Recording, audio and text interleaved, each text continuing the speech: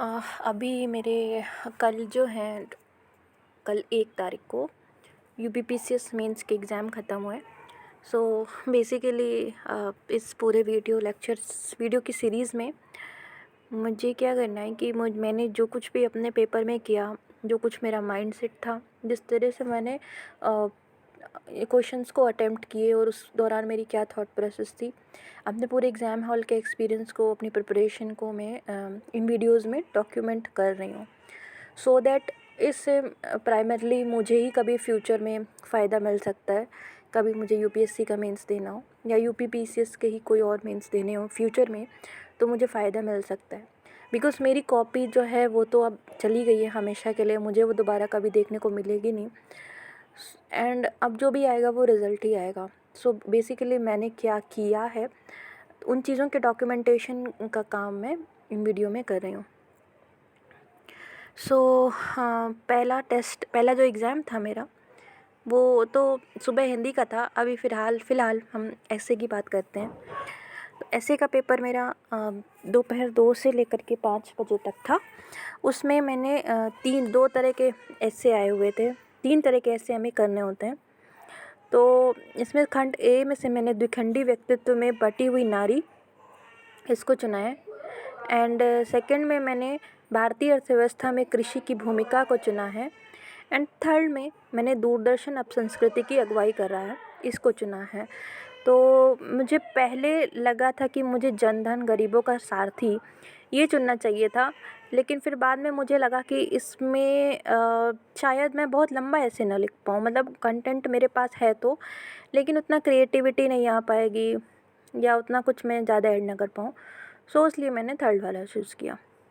So start मैंने पहले वाले से किया, द्विखंडी व्यक्तित्व में बटी हुई नारी, इसको मैंने लिखा।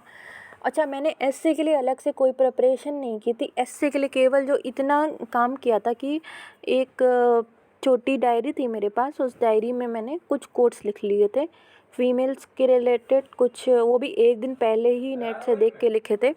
फीमेल्स रिलेटेड, कुछ उनसे रिलेटेड, शिक्षा से रिलेटेड, और कुछ जो कुछ है मतलब पर्यावरण से रिलेटेड जो एक्सपेक्टेड टॉपिक्स हैं, उन पे रिलेटेड मैंने एस्से को लिख लिया था। एंड उसके बाद मतलब अपना एस्से जो होता है वो शुरू होता है। फिर उसके बाद जो पहला मतलब ये, और जो उनको मैंने उसमें नोट्स को अपने रिवाइज़ कर लिया था, ऐसे रिलेटेड जो भी नोट्स थे वो मेरे पापा लेके आ गए थे 2 से 5 के बीच में, मतलब पेपर के बीच में 12:30 से लेकर के 2 के तक का जो होता है गैप होता है, उसमें मैंने अपने कोट्स को रिवाइज़ कर लिया था वहाँ पे बैठ के। तो ये था इतना ऐसे की प्रिपरेशन। इसके अलावा मुझे जीएस की प्रिपरेशन से कुछ डेटा याद थे, तो और बाकी जीएस की प्रिपरेशन से ही किया था। इसके अलावा एक टेस्ट मैंने लिखा था एस्से का एक दिन पहले, एक दिन पहले नहीं, मतलब इसी सितंबर में ही लिखा था एक टेस्ट, जिसमें मुझे अराउंड 86 मार्क्स आए थे। तो ये चीज़ थी, 86 या 89 एग्जैक्टली याद नहीं आ रहा है, कुछ ऐसे ही मार्क्स थे। तो ये था मेरा एस्से के प्रिपरेशन ओवरऑल।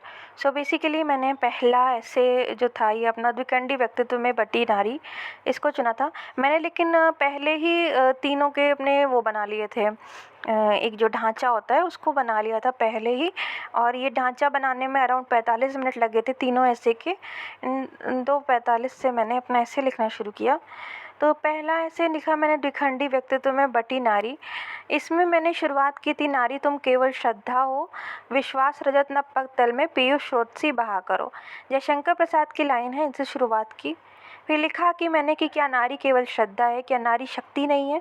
मतलब मैंने पूछा कि मैंने क्वेश्चन फॉर्म में पूछा कि क्या नारी शक्ति नहीं है, नारी में क्या क्या ज्ञान नहीं है, क्योंकि नारी को हम सिर्फ श्रद्धा तक और कोमल स्वरूप तक क्यों सीमित करें। मैंने ये लिखा। फिर इसके बाद मैंने लिखा कि नारी के जो व्यक्तित्व है उसकी पड़ताल के लिए हमें थोड़ा पीछे चलना होगा।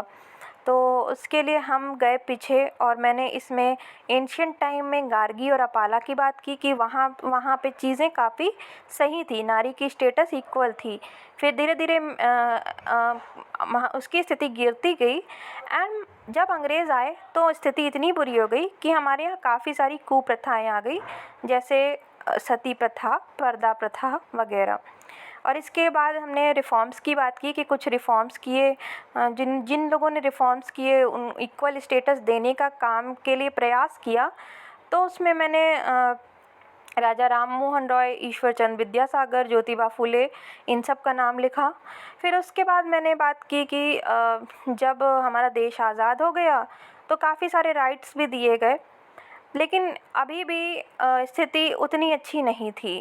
एंड उसके बाद जब 1991 के इकोनॉमिक रिफॉर्म्स होते हैं हमारे देश में, तो कई तरह की नई जॉब्स क्रिएट होती हैं और उन जॉब्स में फ़ीमेल्स को नया रोल मिलता है। तो वहाँ से उसका जो एक्चुअल में जिसकी बात की गई है ना, द्विखंडी व्यक्तित्व में बटी नारी, मतलब दो भाग हो गए हैं, स्त्री के दो तरह के रोल्स उसको निभाने पड़ते हैं।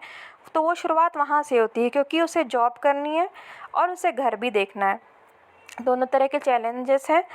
जॉब करने जाएगी तो वहाँ पे उसको डिस्क्रिमिनेशन होगा, वहाँ पे भी उसके साथ। जैसे कि अगर आप सोचो कि कुछ ऐसी फील्ड्स हैं जिसमें केवल बोला जाता है कि वहाँ पे फ़ीमेल अच्छा काम नहीं कर सकती, जैसे डिफेंस की फील्ड। हमने इसमें एग्जाम्पल लिखा कि डिफेंस में केवल 0.56% महिलाएं हैं। तो ये चीज़ मैंने लिखी। और उसके बाद मैंने फिर इसी तरह से मैंने ये लिखा कि ये क्या चीज़ें हुई, और कुछ पिंक कॉलर जॉब्स हैं उन्हीं तक फीमेल्स लिमिटेड हैं। इसके अलावा मैंने लिखा कि उसको घर में भी चैलेंजेस देखने पड़ते हैं, क्योंकि घर में भी प्राइमरीली जो केयर टेकिंग का काम है वो महिलाएं ही करती हैं।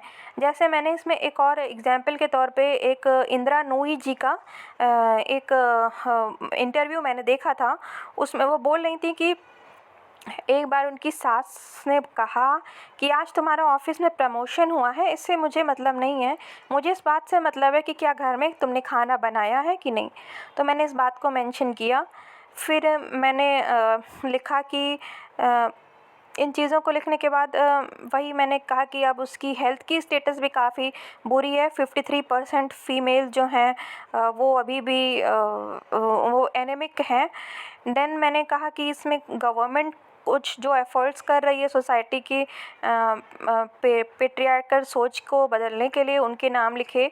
जैसे जो भी जितनी भी योजनाएं हैं, जैसे बेटी बचाओ बेटी पढ़ाओ, इन सब के नाम लिख दिए मैंने। एंड देन मैंने कहा कि इसमें गवर्नमेंट के साथ साथ जो भी पुरुष हैं उनका रोल भी इम्पॉर्टेंट हो जाता है।